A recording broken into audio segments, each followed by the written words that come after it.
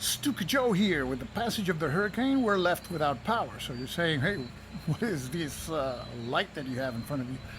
We're connected to my neighbor's house through an extension cord, and we're making the most out of it. And we're going to do a playthrough series of Red Typhoon by Revolution Games. And this situation with the hurricane places me with certain limitations. Each episode cannot be longer than 15 minutes because I have to upload each one from my iPhone into YouTube. So I will have to put each episode and each turn in a 15-minute format. And that's something that I wanted to do a long time ago. Now I will have to do it. So the way that this video playthrough series will be structured is the first video, this one, we'll call the video key, like in a map. I'm going to show you the game, the victory conditions, any special rules, combat result table, stuff like that, so that when you see the videos of each of the turns, you know what's going on and you know what any special markers mean. And that way we can condense more information in less time, and we can fit a full turn in 15 minutes. So let's take a look at Red Typhoon by Revolution Games. Now normally in my videos you would see a 1 minute or a minute and a half musical introduction with music by my pal Dan Pancaldi, but because of the limitations that I have right now, I can't place any introduction like that. So this is going to be the introduction. This is Red Typhoon, the Soviet Winter Counter-Offensive, 1942 by Revolution Games. And this game came out this year, 2017. The designer, Shigeru Irano. The developer, Roger Miller. The map artist, map graphics, Joe Youst. And the counter graphics by Richard Handewith. And Richard, if I mispronounce any of the last names in the credits, please let me know. One thing I like about Revolution Games, they make the most of the materials with which they publish the game. So you have this cover sheet, which is in cardstock. These are Ziploc games, and always on the back there's a helpful player aid, and this is no exception. Here we see the game's rule book. It is 8 pages long, and the rules go up to page 6. And like other Revolution games, I've found that everything that I need to know is here. I mean, we're talking about a game of low to medium complexity, and Revolution Games does a pretty good job with the rules. They're concise, they're clear, and I had no problem at all. We have some player notes at the end, and then on the back we have setup sheet with the locations of each of the units at the beginning of the game. Here, looking now at the table where we're going to be playing the game. The game uses a 33 by 22 inch paper map, and we have placed it with a portrait orientation so that the names of the towns and other features are facing us. And you can see that most of the units appear close to the right edge of the map at the beginning of the game. The Soviets in tan and brown, the Germans in gray and black. And we will be placing the camera here on this special holder. And this is new also for those of you who are interested in filming video. So this hopefully will give us some smooth pans of the map. So it's one mapper, and the units are, the counters are ½ an inch, and you see here the starting positions. This is the Soviet winter counteroffensive. The Germans ran out of steam near Moscow, and now the Soviets will counterattack in winter weather. And Moscow is right off the right edge of the map. You see that supply symbol there, a red supply symbol, that's a Soviet. Supply symbol, if the Germans capture all Soviet supply symbols, they win an automatic victory. Now that's easier said than done. Conversely, the Soviets win also if they capture the German supply symbol hexes, which are on the opposite edge of the map. Now, if none of the sides captures the other side's supply hexes, there's no automatic victory, and the game goes up to turn 9, and at the end of turn 9, the side with the most victory points wins. Victory points are earned by destroying enemy units. For each 5 enemy units destroyed, a side receives 1 victory point, fractions rounded down. The Soviets have a special unit, which is this First Shock Army, with a combat factor of 20, which is in red. If that army is not withdrawn on or after turn 4, the Soviets start losing points based on a schedule. The longer they await to withdraw it, the more points are lost. Now, the other way that victory points are earned is by control of victory point cities. Cities with gray circles are German victory point cities, so at the end of the game, if the Germans control, for example, Gask, they earn 2 victory points. And there are victory point cities with red circles. These are Soviet victory point cities. If the Soviets capture, for example, Smolensk, if they capture both of Smolensk's hexes, they earn 8 victory points. One of the most interesting mechanics of this game is the use of activation points. And during each turn, each of the sides receives activation points according to a schedule. For example, on turn 1, the Soviets receive 7 and the Germans 4. But the Soviets also start with 3 activation points, so that means they have a total of 10 activation points for turn 1. In this game, you can't move and conduct combat with all units at once.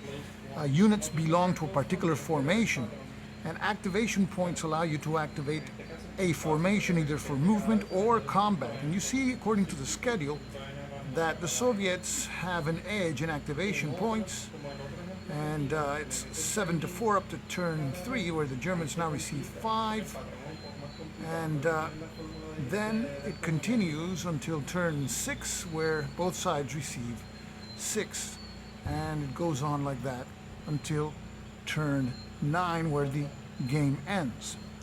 Now, the Germans don't receive any reinforcements. The Soviets may receive partisan units. In turn 4, they receive a partisan unit, and we roll a die to see in what specific sector of the map it appears. The same happens in turns 5 and 6. The Soviets also have an airborne unit, which may conduct an airdrop during turns 4 and 7. Here we see the terrain effects chart. There's 7 types of terrain, and there's a distinction to be made between leg and mechanized units. Mechanized units, for example, in woods, pay 3 movement points per woods hex, while non-mechanized or leg units pay only 2. On the other hand, mechanized units, if moving along a road, pay half a movement point per road hex traversed, while leg units pay 1. And you see there's some terrain types that have no effect on movement, and there's a combat effect which is cumulative for woods, river, and city hexes, which is a die roll modifier of -1.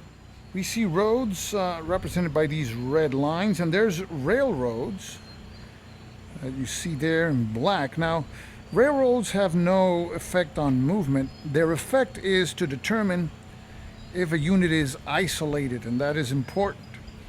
A unit must be able to trace a line of communications of not more than 6 hexes to a friendly road or railroad that leads to a supply hex. Otherwise, the unit is isolated, and the effect of isolation is that when an isolated unit is attacked, there's a +1 die roll modifier that obviously is favorable to the attacker. Here we see the combat results table. It's a pretty typical odds-based combat result table from 1-to-1 to 6-to-1. And the results are AR, attacker retreats, which attacking units retreat 1 hex, and every time a unit retreats it becomes disrupted, and disrupted units have no zones of control. They cannot move, or they cannot attack. Now there's an AL result with an asterisk. Attacker loses 1 unit, and the asterisk means that if the attacker is the German player, that result can be changed to an AR result. We see the C result, which means contact, in which case nothing happens and the units of both sides remain as they are. And then we have several DR results, DR1, DR2, and moving to the right of the table we can see some DR3s and even DR4s. These are defender retreats, the number of hexes shown there. And whenever a defender has to retreat, the attacker retreats the defending units. And the defending units that are retreated are disrupted. And finally, we see the infamous defender eliminated result, which is pretty clear. The defending units are removed from the map. Now, in the first combat examples during the game, I will be showing you the combat results table. I will be showing you the column on which the attack will be resolved, and then the die roll. And if it's a German die roll, it'll be white.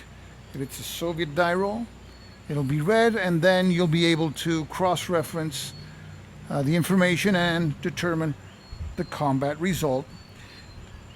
And we'll do that a couple of times. Later on, you will see the information expressed in a more condensed way.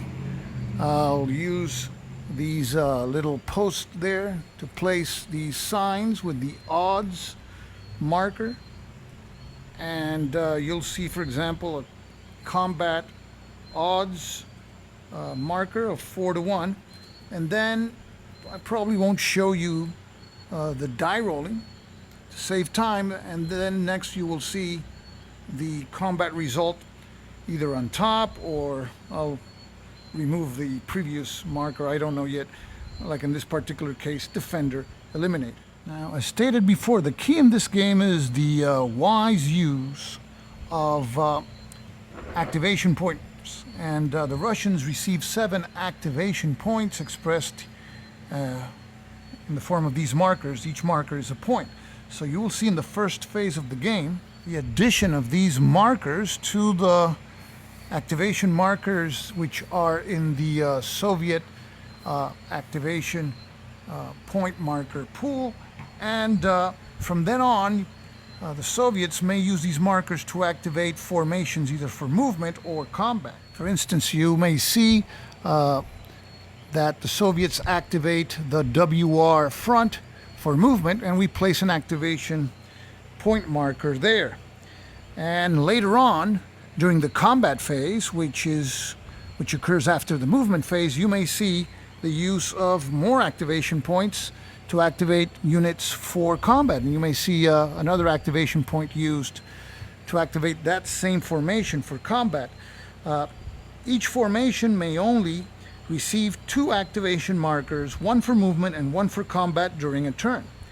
So the key in this game is the wise use of activation points, because you can't activate everything that you want at the same time. So a lot depends on how to respond to a given situation in a particular area of the front, and that's what makes this game, I believe, so interesting. So that is, in a nutshell, an explanation of the rules of the game and what the game's about. So that's the end of this first or key video. The next video will be the one for turn number 1, and we will proceed in the order of the game sequence, showing you the information in a condensed yet meaningful way. That's the challenge, and we're up for it. We have to fit each turn in a 15-minute video format. So until then, this is Stuka Joe signing off for now. Thanks for watching.